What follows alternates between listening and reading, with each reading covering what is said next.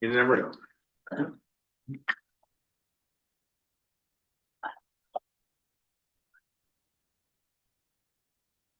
Okay. Okay. It's 2:00 and we'll call the meeting to order. Motion to approve the agenda. So moved. Second. About how much? All those in favor? Aye. Okay, any conflict of interest? So you want to go over and review the draft code of conduct? Yes, thank you, Mr. Chair. In your package, you will have a draft code of conduct and an accompanying staff report. This is occasioned by a new legislative requirement that regional service commissions have a code of conduct bylaw. Currently, we have a policy that has I'll call it an unsophisticated code of conduct, which could be, I think, properly summarized as the golden rule, you know, treat people the way you would like to be treated. Increasingly, public bodies are enacting more structured, more formal codes of conduct to demonstrate not only transparency, but equity in decision making. And the new regulation, which was passed this year, requires RSC's code of conduct to address the following matters: values, conflicts of interest, the act, board member behavior, the use of commission property, public communications, and general adherence to laws, bylaws, and procedures. So attached to the staff report is a draft that has been prepared by staff, which addresses all of those points. The recommendation in the staff report is that the committee forward this draft onto the board for adoption. And I would be prepared to deal with questions about the draft bylaw or go through it in general terms, whatever the committee's preference is at this time. Anybody have any questions? Thank you, Chair. I have a question. I don't know where it goes in with this, but I wonder about use of cell phones during their sessions. Yes. If like board members and directors could have them turned off, and I know sometimes there's emergencies and, you know, we can compensate for that. But when we come to the table, I think we should all be focused on the meeting itself, and don't think we should be distracted by answering our phone or email, something like that, unless it's an emergency. If it's an emergency, then I think the chair should be notified in advance. I don't know where this acted in here or. It could be part of your code of conduct. It actually deals with conduct and behavior. The general heading for in the legislation asked us to address board member behavior. And if it's the committee's wish to have a prohibition of cell phone use during the committee meeting, we can certainly insert a clause. We can insert a clause before it goes to the board for that purpose. Right, I would like to hear from the chair and the director if you along the same line as me. Well, no, I could see if the phone was ringing, you should have your phones turned on, but if you had notes or speaking notes or something on your phone, which a lot of people do now, it would be. Oh, that's different than doing a lot. Yeah, no, exactly, yeah. But if the phone was ringing and you were answering it or you're texting on the phone, then you know, but if you were looking at notes, if you had speaking points, but. Yes, and that's different, because I do know sometimes people have their speaking notes there, Yeah, but that's what I I'm mean. also, you know, concerned that people are on their phone sending texts when they should be paying attention, but that's just what Well, that's a concern that I would have as well, you know, like as directors, we should be paying attention to what's going on in the meeting and getting outside help with answering questions is an issue. Thank you.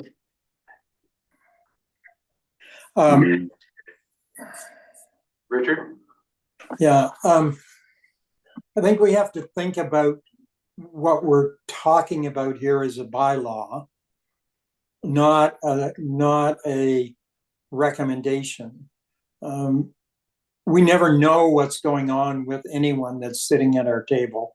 There could be lots of issues that would cause a board member to look at their phone, to be waiting for some information, could be community, family, or other. But my point is that because it's a bylaw, it ends with a complaint. And then the complaint goes, in most cases, I'm just trying to get down through here. In our case, all of our code of conducts, when there's a complaint, it goes to the chair. And then it comes to the board if it should or should not. So it isn't, it's for a significant infraction of the bylaw, I guess. That is the way that I see that. While it's policy that we don't use our cell phones in the meeting, and I don't support using cell phones in the meeting. Mine just rang, by the way, when this meeting started, and it was the Capital Region calling me. So,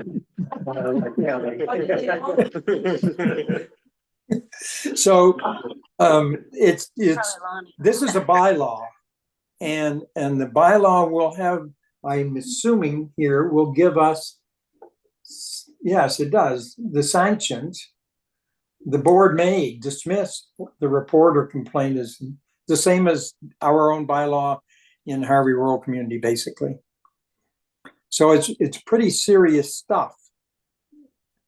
But someone has to initiate a complaint. So am I going to initiate a complaint against someone for texting someone in a board meeting?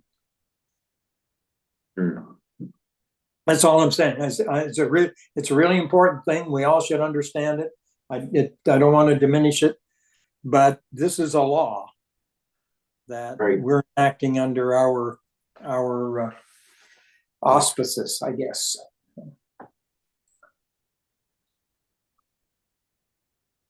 do you feel now? Same? No, excuse me, I do, because we're all adults coming to the table. And, I mean, if it's in there, it says that, turn your cell phone off or not to be texting. And yes, I understand if there's an emergency, but the responsibility for that director to let the chair know. And by all means, if something comes in that's very important, take it or leave the room. But my main issue is, put it out there. Let's stop texting and, getting a hold of this person, that person, when you're supposed to be focused on the meeting that's at hand. So is it an issue? There've been issues, or what's bringing this on? I have seen people sitting in the chair seat that directors have been texting other people while the meeting's going on. But I think we have to consider, we're not here, we don't sit at the table at the pleasure of the board. We all sit at the table at the pleasure of the minister, because the minister said the mayors will all be members of the board. So, and anyway, for me, if I was texting and you stopped the meeting and said, would you please stop texting? What are we going to do about that? If I say, I'm sorry, I need to do this, I'm going to continue to do it right now. It's important to me and I'm listening. I can do two things at once. What are you going to do to me? Because we got to think about that, right? If it happens, what are we going to do to me? It wouldn't be nice of me to do it. It wouldn't be appropriate. But if I'm breaking the bylaw by doing that, then you have to put in a written complaint. The board has to review that written complaint. Then they have to decide on an appropriate action, none of which take me away from the table. All right, thank you, Richard. Don, could you Right, so one thing the committee may wish to consider is that staff, we rely on texting during the meeting. Are you going to answer that question? Who's best to answer that question? Mary Kay, do you have that number?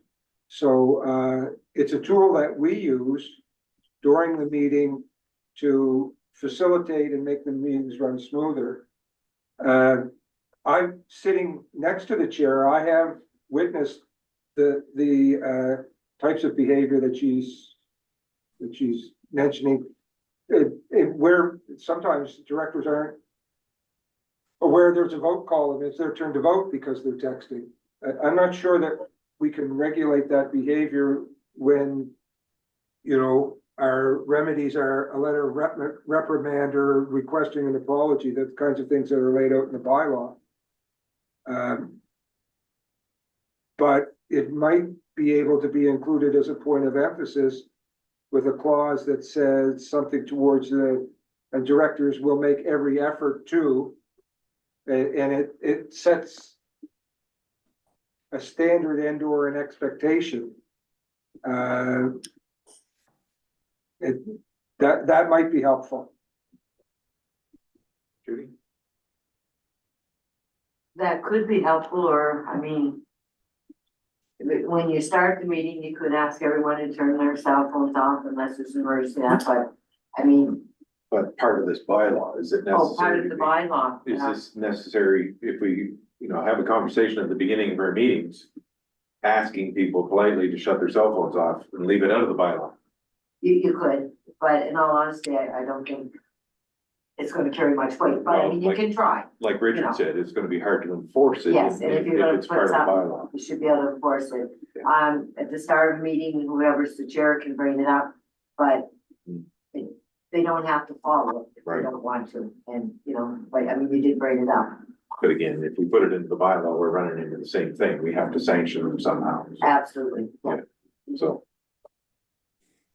Well, you got anything more on that? Well, I don't see what the problem is, tell you the truth. I've been to every meeting. I don't see people stopping. I see people use it, but they didn't disrupt or anything to a point where it's happening all the time. You must. Are we directing something to somebody? Is this? Well, we don't want to get into naming names. No. Well, okay, so No, I just clicked now who you're talking. Yeah. Um, Okay, so let's move on from that. I don't think putting this into the bylaw is an appropriate place to put it myself. okay.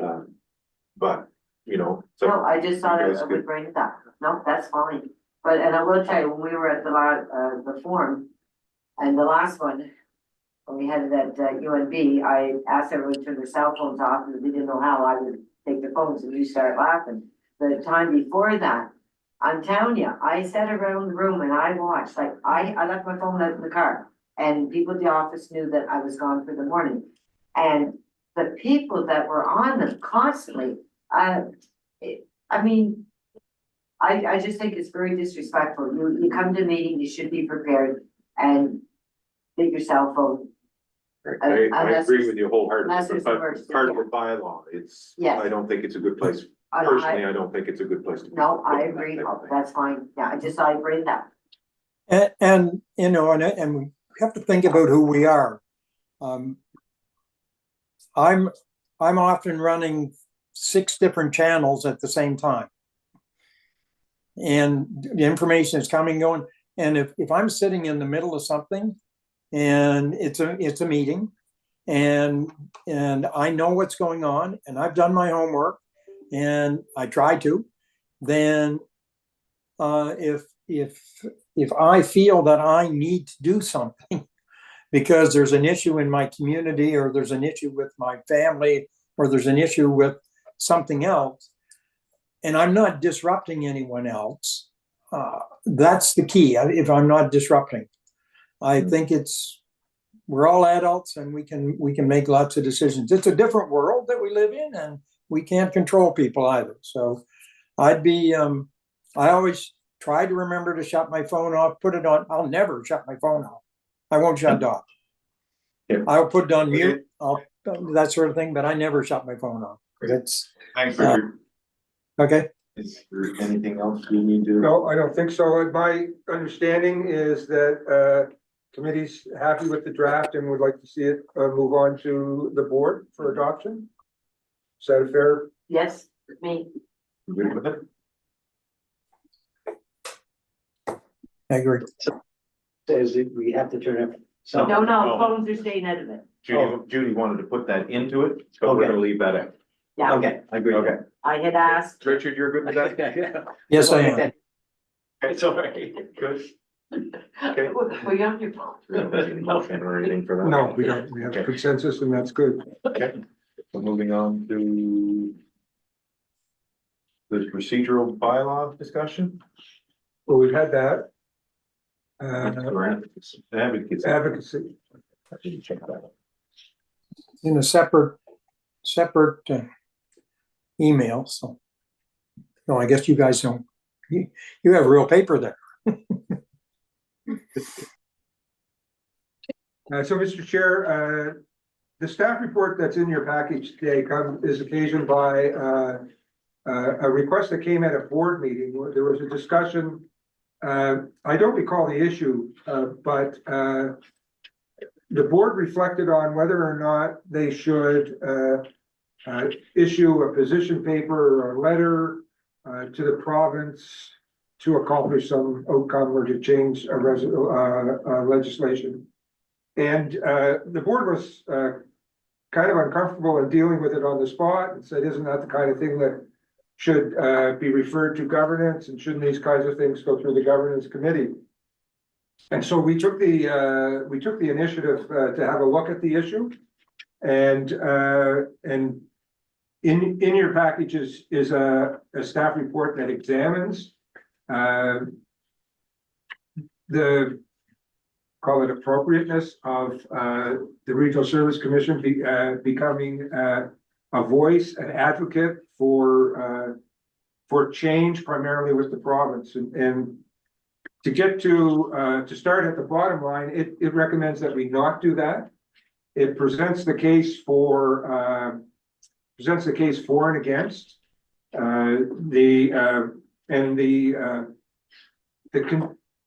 the issues that we addressed had to do with our mandate. Does it meet is it aligned with our mandate as is in the legislation? We looked at the resources required to be an effective advocate. We also thought about the different interests that our board members have, the impact with the province with respect to how they might see this. And we also looked at the fact that municipalities right now have two channels in which to advocate, one in their own name and one through Union of New Brunswick Municipalities. We could end up just being an echo chamber of that. The overwhelming thing is that, in our view, is that we continue to focus on service delivery, that we avoid the risk of division at the board over trying to come to a common opinion on a subject when municipalities would have their own views developed by their own councils. And so the recommendation is that we not take an active lobbying role. And I'd be happy to discuss any of the points that are in the staff report. If we accept the staff report, we don't have to do another level of work about how we would raise issues, how we would find consensus. If indeed the board ultimately agrees to adopt a more advocacy-based operating system, then we would have to come up with those. The next level would be coming up with ways to address that. Okay, Richard, when you want to start? Or? Yeah, I agree with the resolution not to. I think it's really a bad idea in that when we look at the number one advantage in the options, option one, we look at an advantage being that the Regional Service Commission would present a unified voice. Never. Hardly ever, I might say.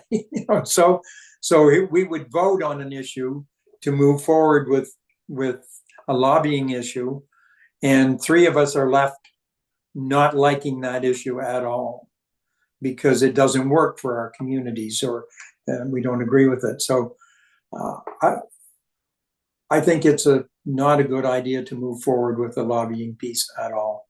The best example I can come up with right now is that UMNB are lobbying for fiscal reform. And I have a much different picture of fiscal reform than lots of other communities do. And so I'd be no. Thank you, Richard. Bob, you want any comments? But what if the committee had an issue that we wanted, like, say the government was gonna do something, we weren't happy with that?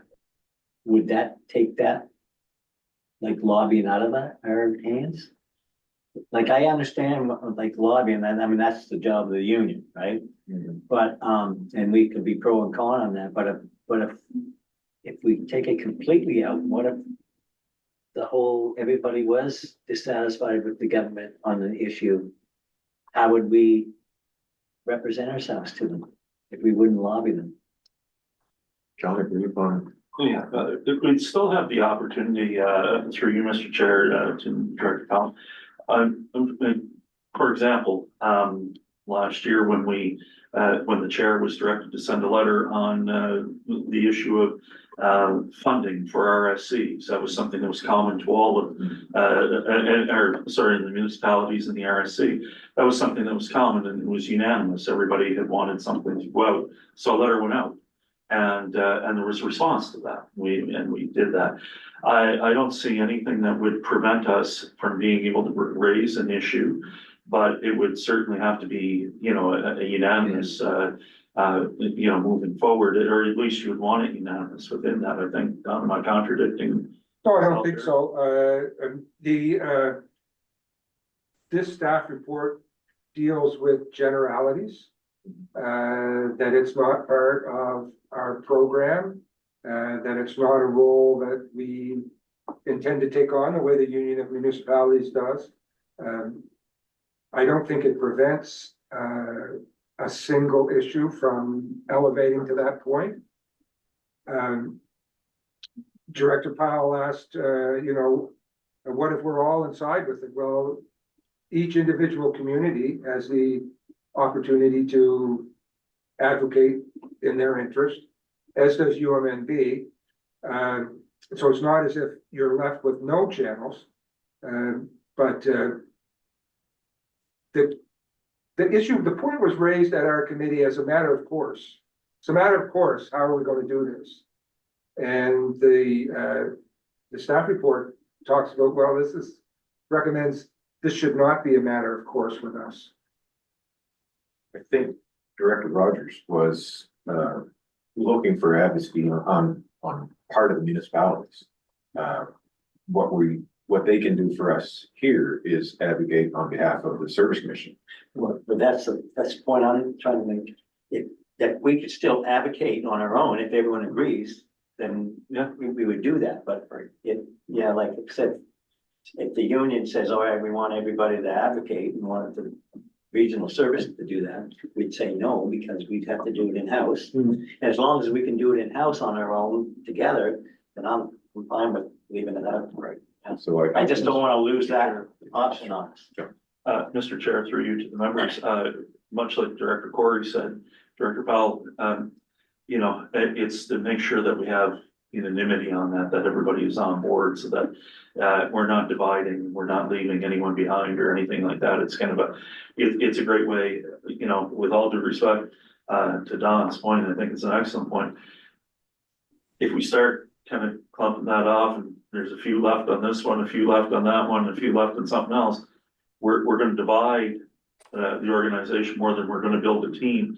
And what I hear more and more from directors is we want to build a team and we want more non-transactional time to talk about issues that are common to us and common to our communities, and maybe on a sub-regional nature, maybe it's just two communities, maybe it's spin-offs of a few that have certain issues. And I think there's still having that opportunity to raise that issue is certainly there. And the opportunity to say yes or no is still there for the board as well. Judy, do you have any comments? Yeah, I just need clarification. I know through the whole thing, it says the Regional Service Commission. So in the recommendation, are we putting this motion forward on behalf of the Capital Regional Service Commission for our area? Yes. So should it be that instead of the RSC in the recommendation, it should be the CRSC? Or, This is a recommendation to, I don't think it's actually incorrect to say RSC, we're the Okay. only RSC here. Yeah. But it would have been clearer if it said capital RSC. okay, because there's just two spots there. I just need a clarification. Yeah, one down, the second line up, the RSC too. Okay. I think there's another issue there as well, is that, and I see this unfolding within the next year particularly, is that there may be 3 communities or 4 communities that have some common interest that want to take on an issue with government together. And we don't need we may need some support for data, etc., but we really don't need the capital region in that mix, for example. We can move forward with issues on our own or independently, but I see more and more the rural communities are facing different issues than the urban communities, for example. We don't want an us and them there, but we may need a them for some of the issues that we're facing together, so. Right, okay, so, Would the committee feel better if a phrase was added in the recommendation, unless in the event the board is unanimous? That would make it clear that if everybody's on side, then, okay, we'll lobby the province as a commission. But it would create that requirement for unanimity so that we would have a team. That makes it a something. Right now, if we just leave it as a nothing, as John said, there isn't an issue that could come up that we couldn't, if it was unanimous, we can do it. You know, John, you had a comment? Yeah, I think I was gonna, along that line, I support Don in that, it's up, of course, to the committee. But I was thinking in terms of that it, you know, much like the letter on financing, we had unanimity on that. We had a collective, everybody around the table. There was nobody that abstained or said no to that because it was an area of common interest. So there's still that opportunity, but we could also put a piece of wording to that point in the report as Don said. Yeah, just to make it more We'd efficient. leave that to the committee members. Any other comments? Okay, so our recommendation to the board will be, My sense is that you're asking staff to insert so that it is recommended that the RSC not take on a lobbying role unless there is unanimous support for a particular issue.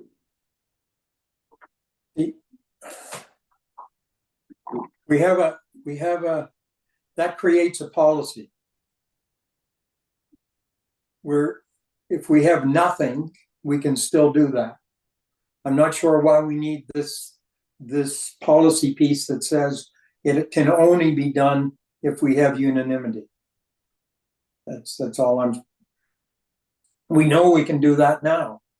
If we all agree, we can, you know. John, you had a comment? Mr. Chair, it's just if we want to make it clear within the work, we can do it. And if not, we can remain silent on it and still have the issue, percolate to the board level. Mr. Chair, my suggestion was to address the reservation that Director Powell had. It's clear that if the recommendation goes forward as written, that there's support from the committee, then when someone at the board would raise the same issue, that they would respond and say, no, we can still do that. We don't need this. Okay, so, as a board, as the committee, we're gonna recommend option 2 with the changes in the recommendation. Is that what everybody's understanding? My understanding is that we would send it forward the way it is, and if people raise that objection, Director Corey and others would say, well, wait a minute, we can do that anyway. We don't need to put that in there. Sure. That's my understanding of, that's what I've heard. So we're gonna add the little insert. No, No, we're not. No. Oh, okay, Yeah, because we don't need to, because it okay, comes up as a whole board and okay. that's. Okay. Okay. So our next agenda item was the general discussion and direction to staff.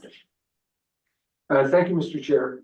The seed that I'd like to plant at this point in time, would have to do with our procedural bylaw. Each year, towards the end of the year, in preparation for the annual general meeting, this committee looks at a number of things. One of them is board training education. Another one is examination of our bylaw, procedural bylaw, to make sure that it still meets and suits our needs. As staff level, we make a note going through the year if something has been sticky or could be handled better. And so I would ask the committee members to reflect, and by the time we get together late fall, if you have suggestions, please feel free to bring them. In the interim, if you have suggestions, send them along now so that we can incorporate a review and analysis of changes you may like to see. The interviews that we did with, With Megan Stupor, there was one that, Mother Stroker, from, I can't City, remember. or from, It's- Heather Stan. Yes, Heather, yeah, she will be coming, Mr. Chair, in that, through that. She's undertaking, there's almost like a multi-layered piece to the work that she's doing. She's looking at it from an angle of, doing interviews with respect to, post-decision review on the proposed aquatic center. In terms of that, looking at what's working and what would you change within the organization as well. So we may have bear some fruit out of that. I'll be meeting with her in the very near future to get a sight line of when that will be completed, that work. They'll be coming back to present that work, and that may also be able to feed into this committee. But I think irregardless of that work, to what our chief operating officer is saying, if there are issues that people are experiencing, or if there's matters that you would like to have addressed, it would be good to get them so that we can have that time to work on them. Whereas we're not gonna put a plug in here for the budget. So hope Director Corey's okay with that in terms of, being the chair. But, staff time, the longer lead time we have to work on things, the better it is to be able to prepare for them so that we can get those done, because there's always work to be done. It's our daily work, and then there's the longer term vision of trying to get things done for the committees as well. anybody have any comments, questions? Just, Richard? just to support what John was saying about the study that's ongoing in the report. I think it will draw out some procedural issues that are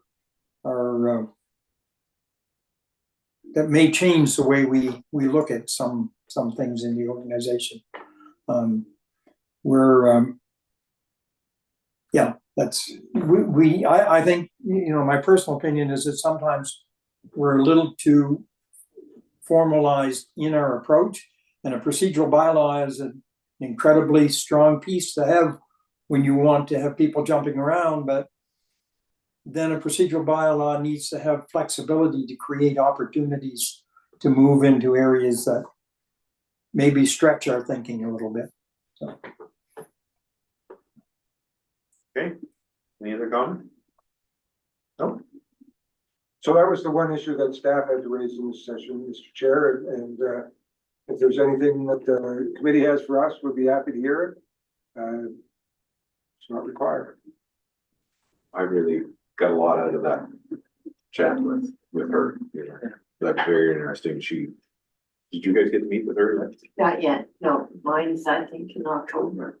Yeah, Richard, have you met with her yet? Yes, yeah. Yeah, it was a good session. You're supposed to go and set a date, and she sends you the list of questions she's gonna ask. That was, I didn't read any of the questions. yeah, but what was her name? Heather Stern. Yes, Heather. Heather Stamp. Yes. Yeah, and she had a list of Yeah, times. and Mr. Chair, if I may, just, I don't wanna leave anything dangling, Director Powell, if you have any issues, just let us know, we'll make sure they get in touch with you right away. Oh, okay, yeah. Okay. Look, I don't know if it's through governance or not, and it probably isn't. It's about the budget, and I don't know how many municipalities have CEOs.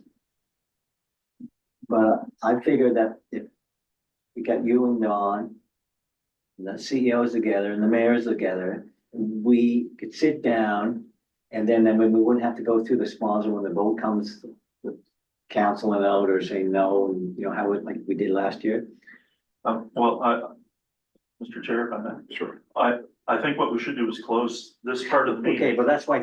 We could ask the folks online or Director Corey online to stay online. We could have a short, brief chat.